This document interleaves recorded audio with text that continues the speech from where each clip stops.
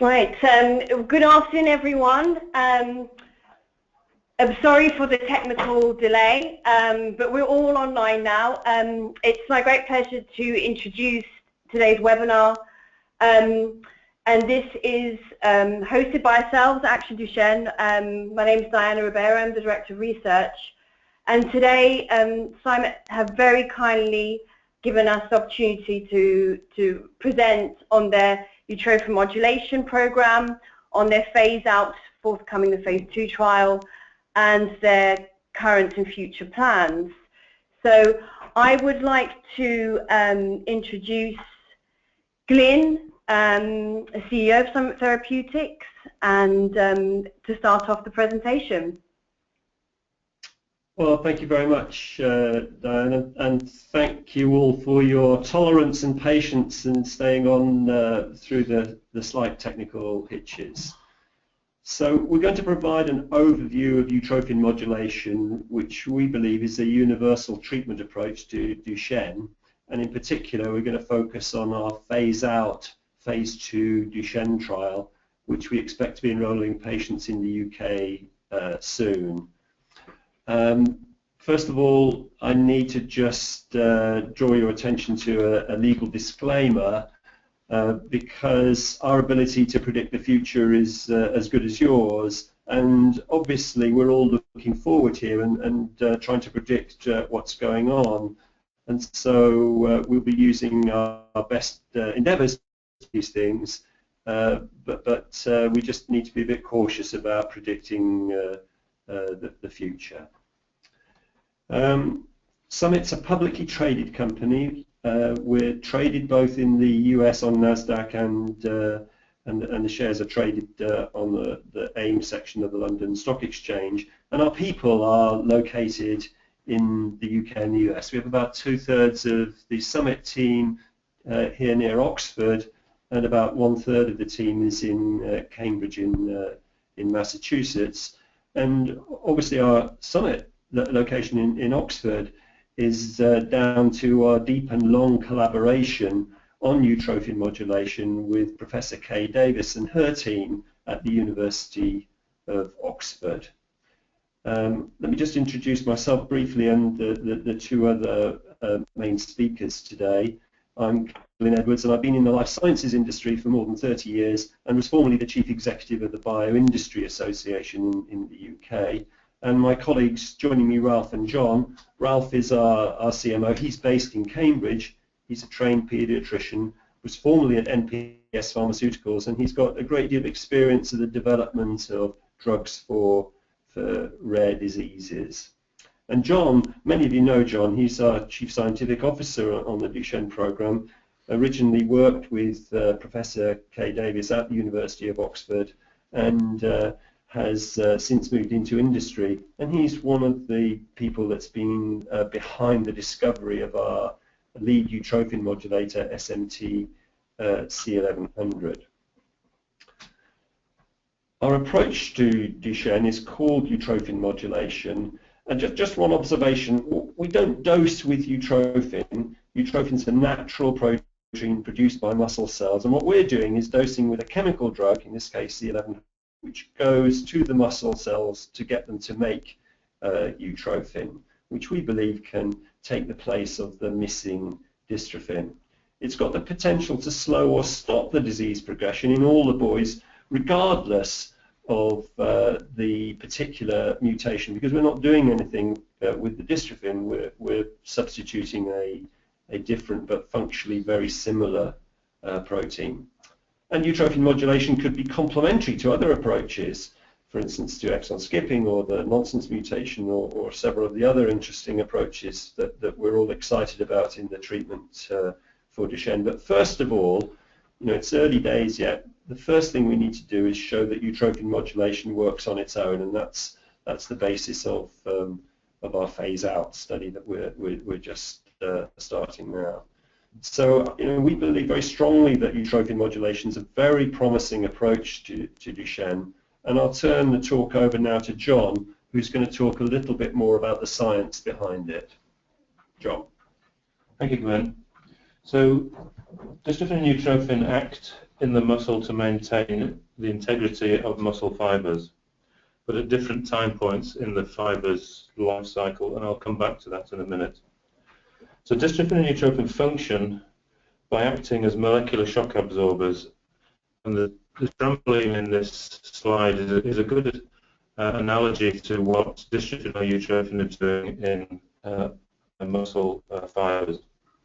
So they act as molecular shock absorbers to protect the muscle membrane from damage when contracting and relaxing. So it's just like the strings on this trampoline. You can actually imagine that a single muscle fiber is like trampolines all stacked on top of each other. And with the trampoline, the less springs you have, the less stable when you jump on it. So the less dystrophin, the less stable when the fiber contracts and relaxes. And when there's few springs, so very low dystrophin, this is when the muscle starts to degenerate and attempt to repair itself.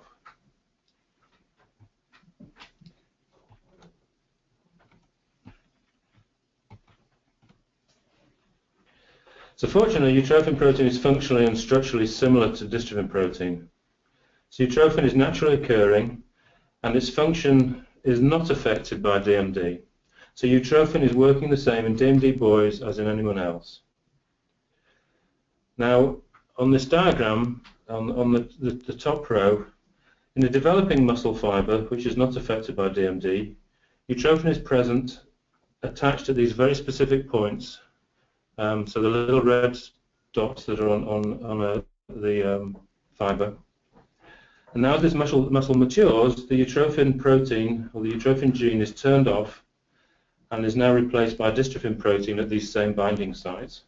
And this is then what gives you the stability of fibers.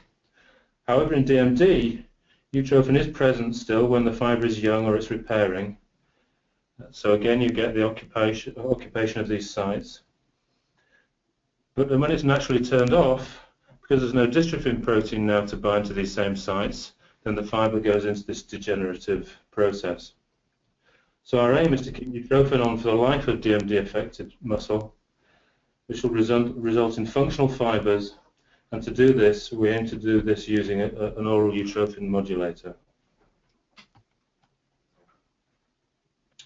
So this utrophin modulator approach shows great promise in the mouse model of DMD, which is the MDX.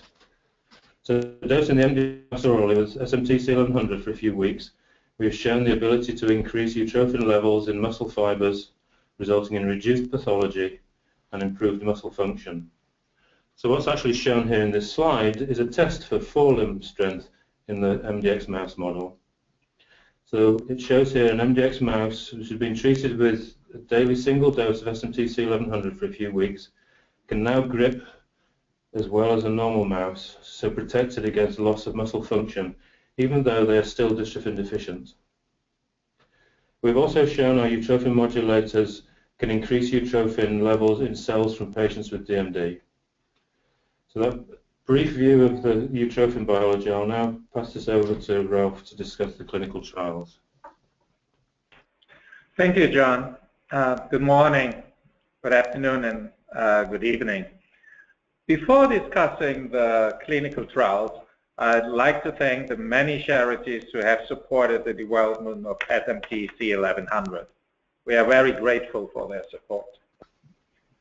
SMTC 1100 is our lead drug, a utrophin modulator, which is administered by mouth twice a day. The drug has been well tolerated today in clinical trials in about 100 healthy volunteers and 24 boys with DMD. We have recently received regulatory approval in the UK to initiate the Out DMD trial, a phase 2 proof of concept trial in DMD boys, and first patients are expected to enroll in the UK soon. We expect to report data from this trial periodically, starting in the second half of the year. We currently have 2 clinical trials ongoing or upcoming with SMTC 1100. Our new formulation trial is intended to test the safety and to measure the drug concentrations in blood of new formulations of SMTC 1100 in healthy volunteers and in patients with DMD. This is an ongoing phase 1 trial, and it is fully enrolled. Our phase Out DMD trial is intended to look at the safety and efficacy of SMTC 1100 in patients with DMD over 48 weeks. As I mentioned, we have received regulatory and ethics approval in the UK and expect to begin enrolling patients soon. In addition, we are evaluating the potential to enroll a safety arm into this trial. This is subject to regulatory approval, and I will explain more about this and the broader phase Out DMD trial in the upcoming slides. Phase Out DMD is a 48-week phase 2 proof of concept trial. The study is designed to test the safety and clinical activity of SMTC 1100 in up to 40 boys with DMD. Some of the key entry criteria are: boys must range in age from their 5th up to their 10th birthday. They must be able to walk at least 300 meters unassisted in 6 minutes, willing to provide 2 biopsy samples, willing to undergo MRI investigations, must be on a stable steroid regimen for at least 6 months, and it must be at least 3 months after being involved in another clinical trial, excluding previous summit trials. We are aware that these criteria might be disappointing for some families, but we believe that by undertaking this phase 2 proof of concept study with more restricted entry criteria is an efficient means to find out as rapidly as possible whether SMTC 1100 may provide clinical benefit. For those families who have participated in Summit's past clinical trials with SMTC 1100 and do not meet the criteria of phase Out DMD, we expect to apply for a safety arm of this trial to include these patients who, of course, will need to meet certain safety criteria. Besides the safety of SMTC 1100, phase Out DMD will look at a range of mechanisms and efficacy measures. Through the biopsies, we will look at where utrophin is localized. Is there more uniformity throughout the muscle? Is utrophin in the same places where we would expect dystrophin to be? And we will look at a marker of muscle regeneration. Is this decreasing over time? Primary endpoint is the change in upper leg muscle parameters measured by MRI. This is a measure of muscle health, and I will explain this a little more later. We are also looking at biomarkers in blood of muscle health, and we are assessing functional status through the 6 minutes walk distance, North Star ambulatory assessment, and other functional tests. And finally, we will look at patient-reported outcomes. As I said already, this is a 48-week trial. All patients have a biopsy at baseline. At baseline, at week 12, 24, 36, and 48, we will look at muscle health and function and safety. At 24 weeks, some patients will have their second biopsy. The remaining patients will have their second biopsies at 48 weeks. For our primary endpoint, we'll look at changes in upper leg muscle parameters by MRI. MRI is a safe and painless test that uses a magnetic field and radio waves to produce detailed pictures of the body's organs and structures. It doesn't use radiation. We chose this as our primary endpoint because MRI is sensitive to the amount of fat in a muscle and could detect subtle changes. It also looks that one is able to detect these changes earlier than, for example, with a 6-minute walk-in test. As you can see on the 2 MRI images on this slide, DMD-affected muscle, the lower left picture, has higher amounts of fat and fibrosis than non-DMD muscles, here in the upper left picture. The dark area represents muscle, and the white area represents fat. And we know that the fat fraction relentlessly increases over time in DMD-affected muscles. Therefore, we hope to see that SMTC 1100 stabilizes this progressive increase in the fat fraction in the boys in phase-out DMD. In animal models, SMTC 1100 works to keep utrophin production turned on, and this can partially substitute for the missing dystrophin. In MDX mice treated with SMTC 1100, we see utrophin staining along the length of the entire fiber, as you can see in the upper right picture of this slide, whereas the untreated MDX mice in the upper left picture show only patchy spots of utrophin. The appearance of utrophin across the entire fiber gives rise to the stabilization of these fibers, if you remember the trampoline we showed at the beginning, and helps to explain the reduced pathology and better function in these MDX mice. We therefore hope to see similar changes in the appearance of utrophin distribution in biopsies in boys with DMD in our phased-out DMD trial.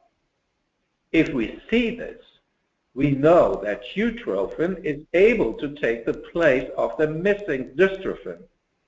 We will then see if these changes in utrophin actually can translate into functional benefit. I already mentioned that phase-out DMD is enrolling soon. For this trial, we are focusing on the UK and the US. We expect the UK sites in Newcastle, Liverpool, and London to open soon, and we expect additional UK sites to be announced after that. In the US, we plan to begin enrollment in the third quarter of this year, subject to the FDA approval of our IND submission, which includes, amongst others, all previous preclinical and clinical information with C1100 and the study protocol of the phase-out DMD trial. We will continue to provide updates to the community via our email list and Twitter. As a drug company, we are responsible for setting the clinical trial protocol, but we are not involved in the selection of recruitment of patients into these trials. This is the sole responsibility of the participating clinical trial investigators. The best way to get involved is by speaking with a physician who coordinates your DMD care. You can also contact the participating sites to inquire about enrollment. You can sign up for our email alerts by visiting utrophintrials.com. We will send out periodic updates on our utrophin modulator trials. More information is also available on the EU Clinical Trial Register and will be posted soon on clinicaltrials.gov.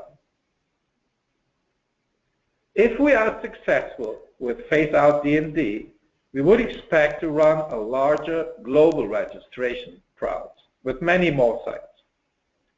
Information gathered from phase-out DMD may also give us the potential to start additional trials in different patient populations. But we first do need to show that SMTC 1100 is having a benefit in the phase-out DMD trial. I'll let John wrap up with an overview of our utrophin modulator pipeline. Thank you, Ralph.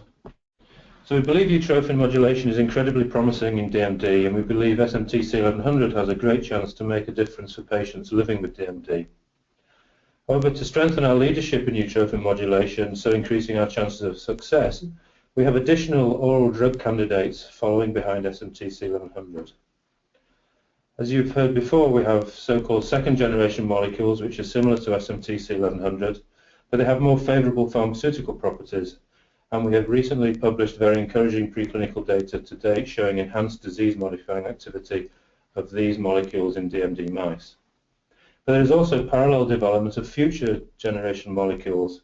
Some identified may even act through different utrophin modulation mechanisms, and this is all part of our extensive collaboration with Professor Kay Davis and the Utrophin DMD Alliance. So I'll pass on to Glyn now for the closing remarks. Thanks very much, John, and thank you very much, Ralph. So we're obviously very excited about the stage that we've now got to with the phase 2 phase-out DMD study about to start, and the chance to see the effects of utrophin modulation in patients. And we're extremely grateful for the interest of people on this call, but also for those patients and carers who've taken part in the study so far. So that really ends the formal part of the of today's webinar, and I'll now hand over back to Diane to take some questions. Thank you very much to the Summit team for a fantastic presentation. So the remaining half an hour of the webinar is the Q&A panel. So we asked families and our members across in the community to send in questions in advance. And from those questions, we've selected the top 10 questions which were provided to us. Any questions which have not been answered during this webinar, some have very kindly agreed to do a second frequently asked questions document, which we will also post on our website. So let's go over to the 10 questions. The first question: how can our sons from a country like Sweden, outside the UK and US, be enrolled in the clinical trial? And I'm going to take this one. Well, we recommend contacting one of the open sites to inquire about enrolling your son. As I said already, the decision of who can enroll in the trial is up to the participating physician.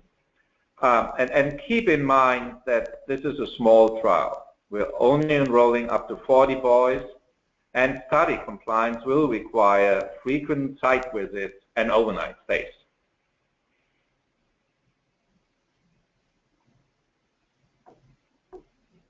Okay, great. Our child will be enrolled. Does he need to be close to the test site during the trial, or do we only need to do limited visits to the trial site? I'll take this one as well. As I mentioned already, the study compliance will require frequent site visits and overnight stays. What we recommend is to discuss the details with the trial physician and what the expectations are in terms of visits to the trial site. And the third question: we know it is many steps and clinical trials that have to be gone through before a new pharmaceutical can be launched. But if everything goes as expected, are we then talking about 3, 5, or 10 years before it could be available for everyone with Duchenne? Yes, it's very difficult to project how long this process will take, and a lot of it depends on what we see in this phase-out DMD trial. If phase-out DMD is successful, we would expect to run a larger global registration trial, but the timing and length of that trial will be largely determined by what we see in phase-out DMD, and will depend on our discussions with regulatory authorities. So it's impossible for me to be precise about the length of time that will take. Will you start with clinical trials on the second generation of utrophin upregulation, SMT 022357, before you have results from the phase-out DMD study, or will it only be done if SMTC 1100 is not giving the expected results? So this is John. I'll truncate this to 357.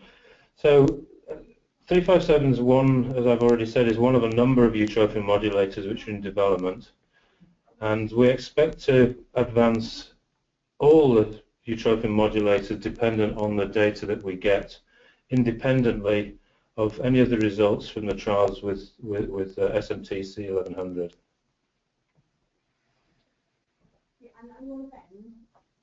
Okay. And this leads on to the next question. What is the status of the new formulation trial? As I mentioned already, Anna, the phase 1 trial has been conducted to evaluate new formulations of SMTC 1100. And this trial involves healthy volunteers. That's the first part of the study. And in the second part of the study, patients with DMD. The two new formulations have been developed, and both of them were already tested in healthy volunteers. And the best of these is now being tested in boys with DMD. This part of the trial is expected to test up to 3 different doses of this new formulation of SMTC 1100. We have completed the first dose level, and these data are currently being reviewed by the Data Monitoring Committee for this trial. This committee will be reviewing the options for the next dose level in this trial. This is a very normal process, and we expect the trial to continue once this review is completed.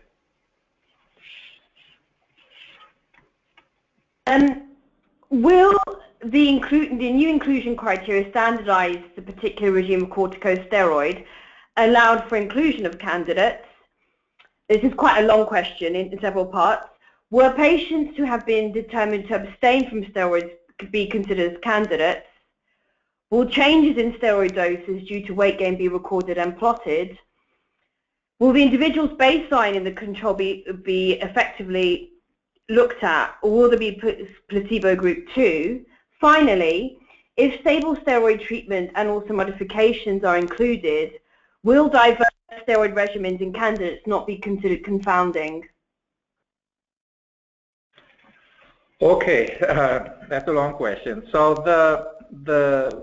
I think the first part is, will the new inclusion criteria standardize the particular regimen of the steroids allowed? And the currently approved version of the protocol calls for the boys to be on a stable daily regimen of systemic steroids like prednisone, prednisolone, or deflazacort for a minimum of 6 months immediately prior to the start of the treatment phase, and a reasonable expectation that dosage and dosing regimen will not change significantly for the duration of the study. So we had further discussions around this with our investigators, and we are currently working on a revision to the protocol which will allow for a stable regimen of steroids, including intermittent regimens.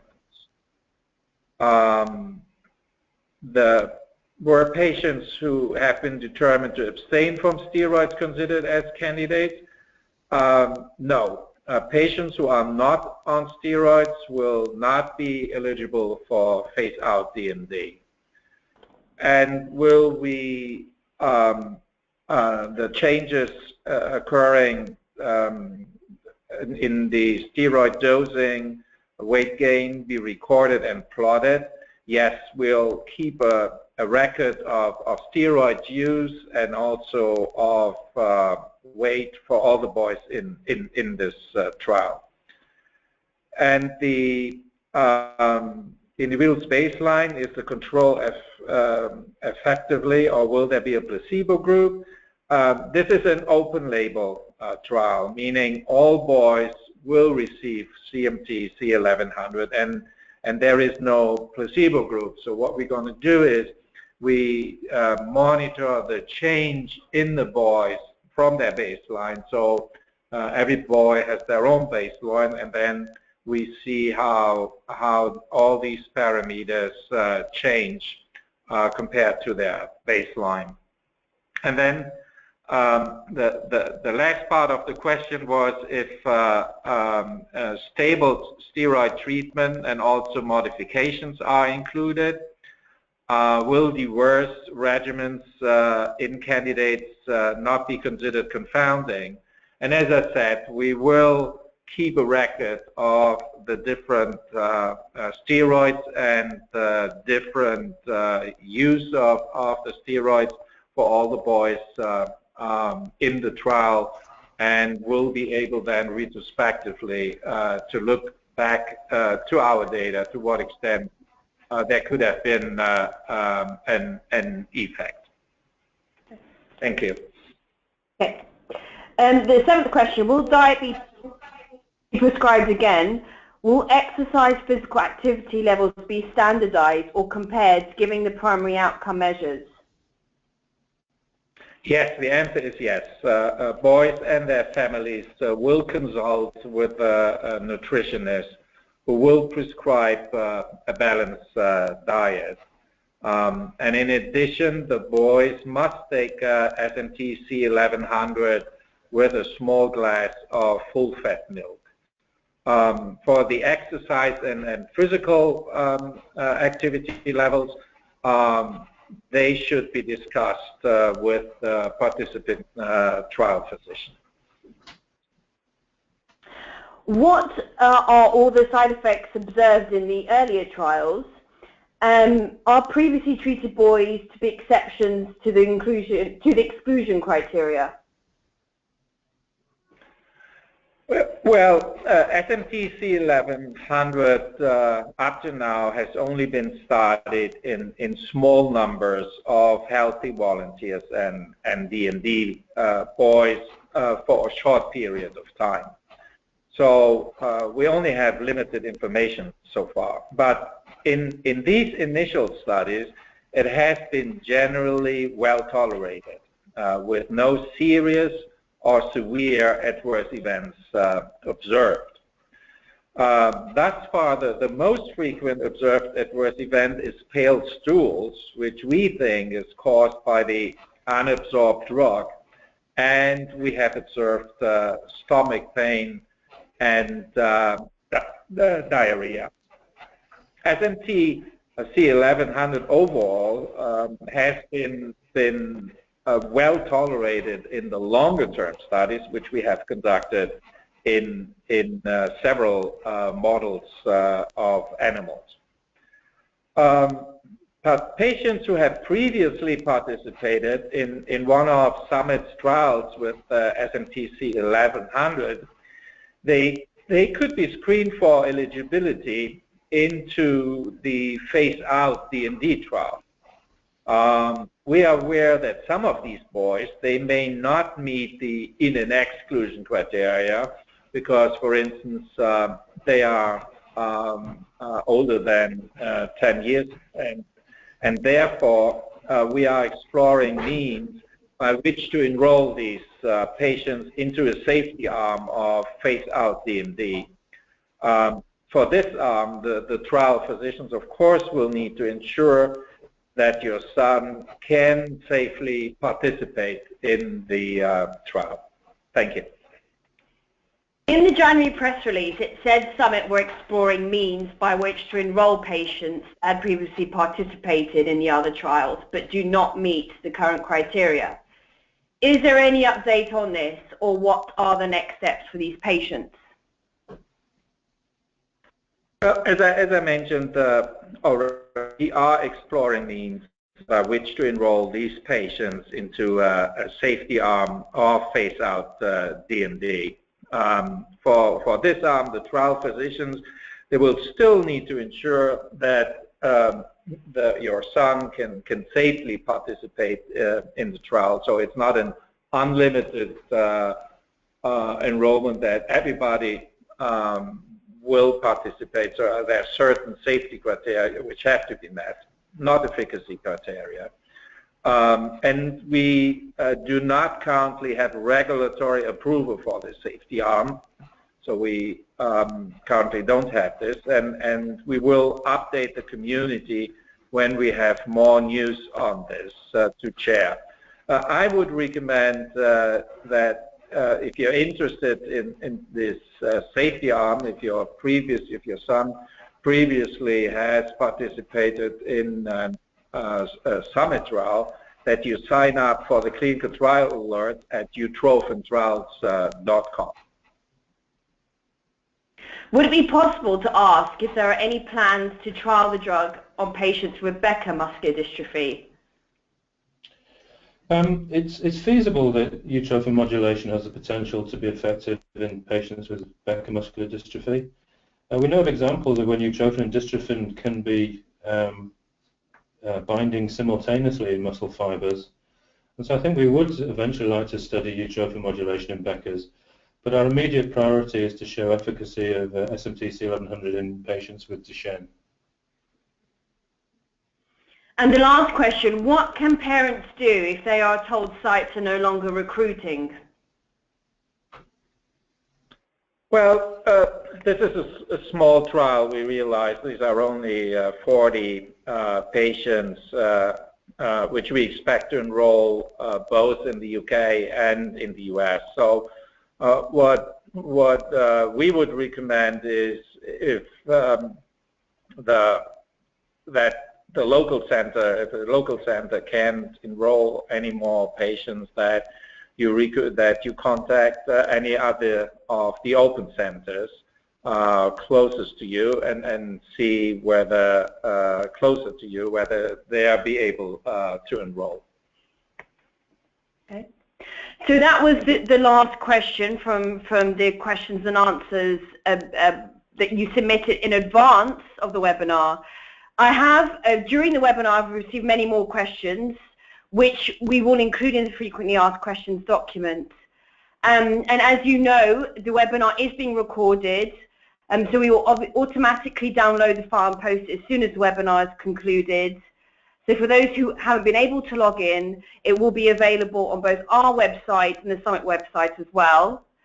And I just wanted to really thank the Summit team for a fantastic presentation and to answer all the questions that were submitted in advance.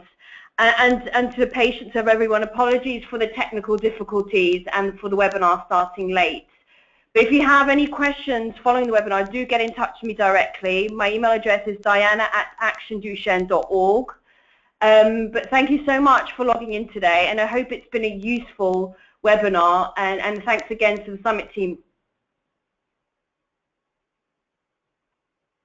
Okay, thank you very much. Thanks, Diana. Thank you.